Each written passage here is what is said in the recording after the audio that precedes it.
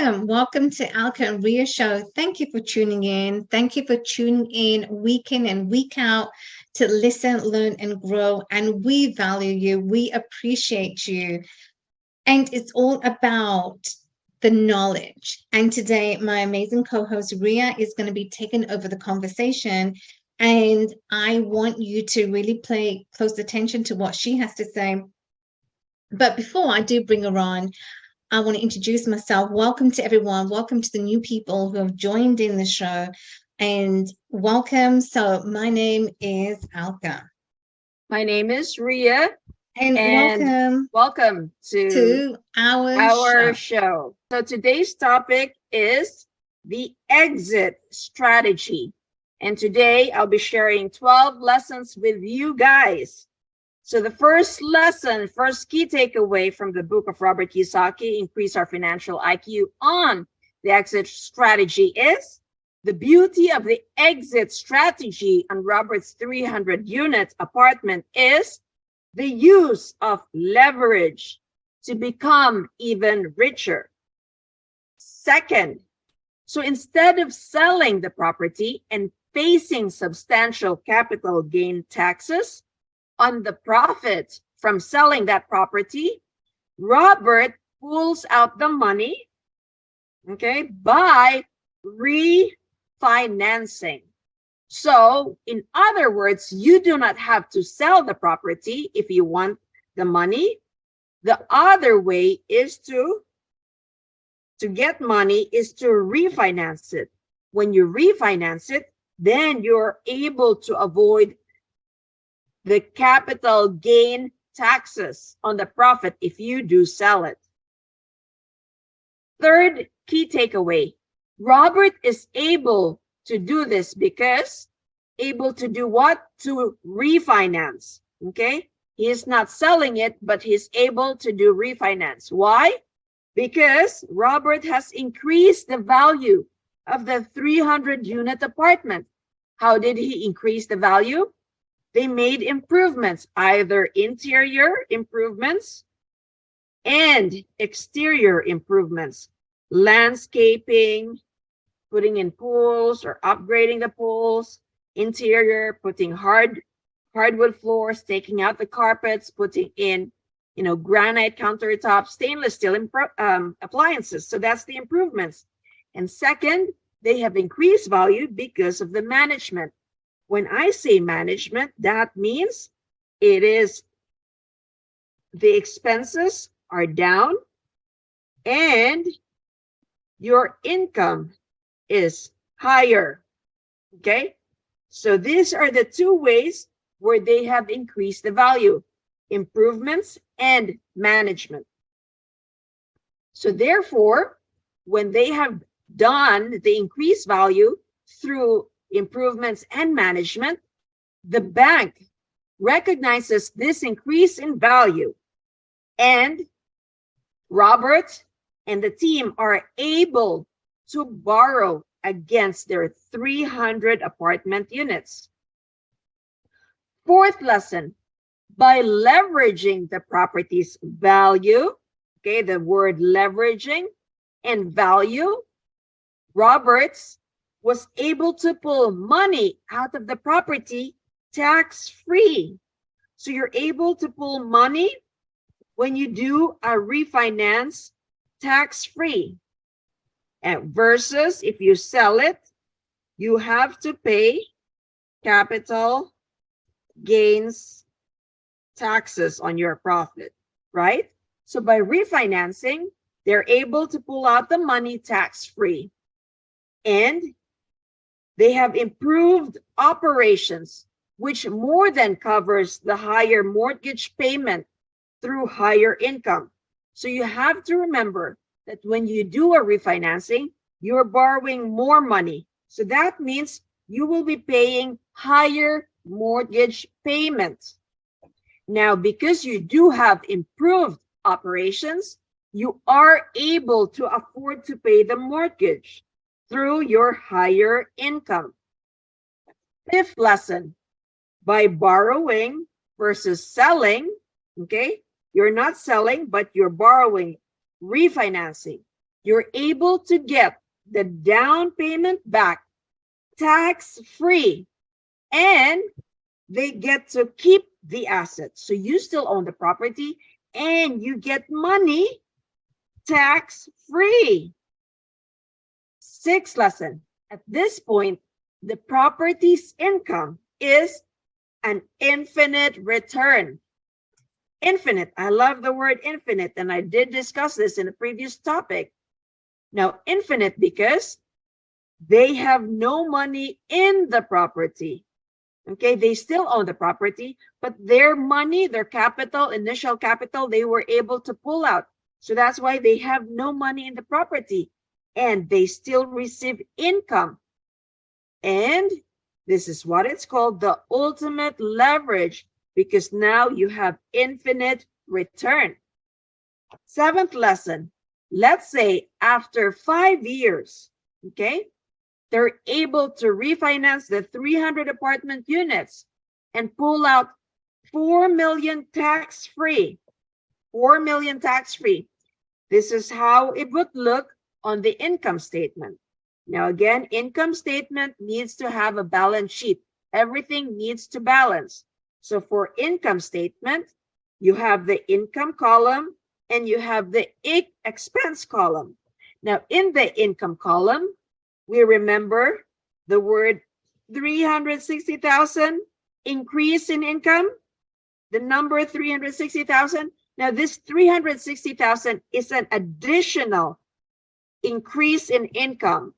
And if you remember from the previous videos recordings, this additional income was either through washer and dryer implementation, exterior improvements, right? So that's why you're able to increase your rent. And so by increasing the rent, just let's say, for example, $25 per month per unit, and you multiply that to 12 months, that's how you will come up with a 360,000 increase in income. And with this income statement, you get $4 million tax-free. The bank will give you this. This is when you refinance the property. Now let's look at the expenses, because when you refinance the 300 apartment units, now you do have higher mortgage, and this 280,000 in additional interest payment at 7% interest at the time when they wrote the book. So now this is in addition, okay, $280,000 of additional interest payment. Now let's look at the balance sheet. Like I said, everything needs to balance. So the balance sheet has your asset column and your liability column. The asset, you still own the 300 unit apartment, you never sold it. Your liabilities now, because you did refinance, right? So you took out, the bank gave you $4 million. So that $4 million is an extra debt on your part. So you get the $4 million, and that's how you're able to pay back your capital. And that's how you get the infinite return, because you get this $4 million back. Cash, you got a cash out refinance here. So to break this down, the $4 million refinance dollars goes back to the investors, and it pays back all the initial equity and then some. And the beauty of it is that you still own the property. You still maintain control over the 300 unit property. Now the increased mortgage payment of $280,000. Now you may ask me, how can we pay the $280,000? Remember why we're paying this $280,000? Because we cash out refinance $4 million. We got $4 million of refinance money. So now we owe $280,000 more, right? From this $4 million. So this $280,000 is paid for by the 360,000 increase in income. Like I said, this 360,000 income is an additional income. And this additional income is an increase of $25 per month in rent. Okay? Times 12 months. Times your 300 apartment units. And that's how you got the 360. Now, you also have to factor in the vacancy over there, right? So that's how they got the 360,000 of additional income, an increase in income, which can easily pay for your 280,000 of debt payment. So this is the equation. The 360,000 increase in rental income minus the 280,000 increase in interest expense. That's from us getting the $4 million refinance money, more money on your pocket. Now you have a net of 80,000 left over, right? Your leftover passive income. So this 80,000 is the infinite return because the investors have received back all the initial investment, all the money, all the capital they got back from that $4 million refinance money. Okay? And they still own the property, so they still receive the cash flow every month. And this is now free money.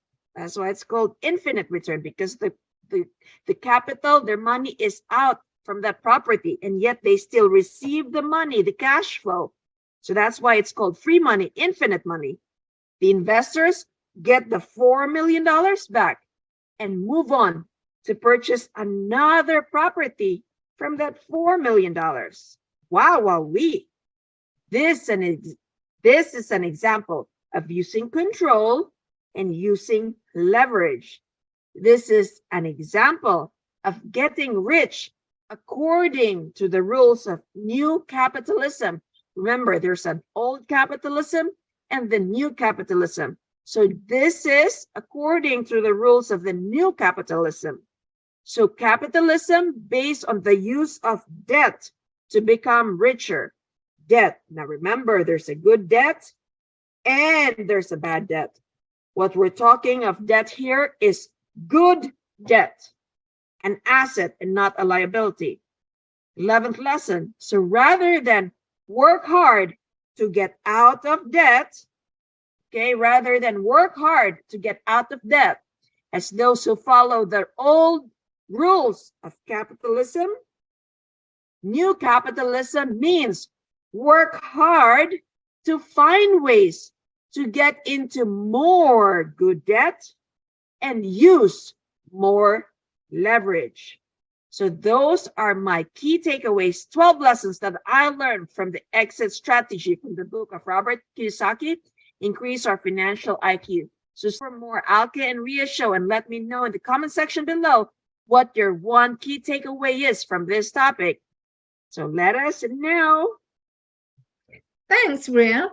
You talked about refinance. What does it mean to refinance, and how do people go about getting refinance on their property? Yes, thank you for that question, 𝗥𝗵𝗲. So, number one is you need to have a home in order to be able to refinance. Number two is that you need to have equity in the home to be able to refinance. Financing is from the word finance, right? You're borrowing money from the bank. Now, when you do a refinancing, you're still borrowing money from the bank, but if you have equity now in the home, so to give more context, let's say your home is 100,000. After 10 years, you've lived in that property. Now that 100,000 now becomes 1 million, okay? Because of the inflation, the cost of goods is high now. There's less supply of the homes. So now that 100,000 after living there for 10 years becomes 1 million. So you have a home. Number two, you have equity. Your 100,000 becomes $1 million. So now you go back to the bank, right? Third, you refinance, you borrow money against your property, and you tell your Mr. Banker, hey, Mr. Banker, I have a home. I have an equity in the home. My property is worth $1 million.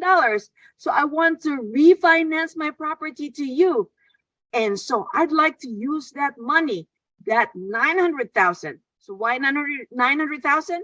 Because your property's value is $1 million. And let's say you still, owe debt to that property, because at 10 years in America, we pay 30 years, right? So you still owe money, and you still have to put 80. So it's 80-20. 80% is from the bank, 20% is from your own pocket. So this is just to make math simple, okay? It may not be the exact math. Right. But let's say 1 million and you have 100,000 that's required as a 20% down payment. So now you have whopping 900,000 that you can use to do whatever you like. But if I was you, I would be reinvesting that money into another property. So that's cash out refinance.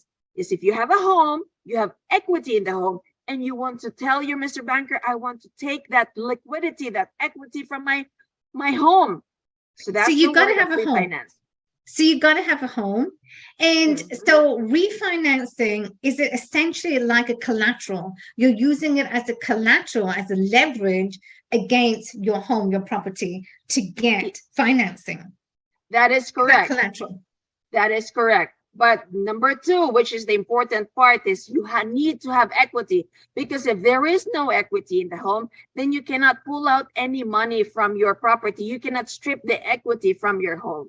How would you know if there's equity in the home?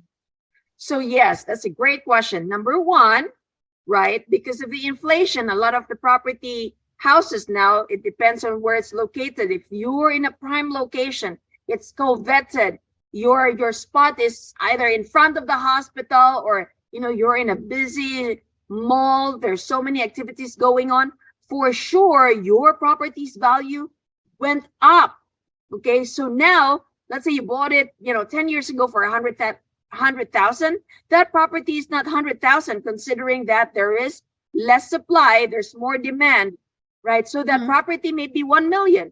So now what you do is you tell Mr. Banker, hey, Mr. Banker, I think I have equity here. So then what the bank would do is they will call for an appraiser to go evaluate your home's property value. So if the appraiser says, oh, you know what, this is the property's value after 10 years of paying down your loan, regularly, you've been a great, you've been a great borrower to the bank. You paid down your mortgage every single month for the last 10 years. This is how much you can borrow from the bank. Your property's appraisal is now 1 million. So can you imagine? You can pull out the remaining 80% to do whatever you like to do, and that is tax-free. Tax-free. Free. Don't tell anyone, but it's tax-free. That is so interesting. So, guys, always be on top of your payments. Because why? Because you never know what's going to happen in the future. You may want to get, equity. You may want to get financing for any kind, but you're not going to be able to do so if you're not on top of your payments. If you're not been making your mortgage payments on time, you don't, you're late on your payments. So that's going to go against you, right? That goes against you, because for any reason you want to really leverage against your home to buy another investment, you can't. You're stuck. So Ria, thank you for this amazing information. And guys, as we always say, knowledge is important. Knowledge is power. What we share with you on the show is important, but equally what is important is in the implementation. Implement to what Ria and I share with you on the show, because this is what we want, so that you have up-to-date knowledge, you have up-to-date information as to how you can truly improve your life. So thank you for tuning in. Thank you for joining us week in and week out. We appreciate you. Make the rest of the day, and we will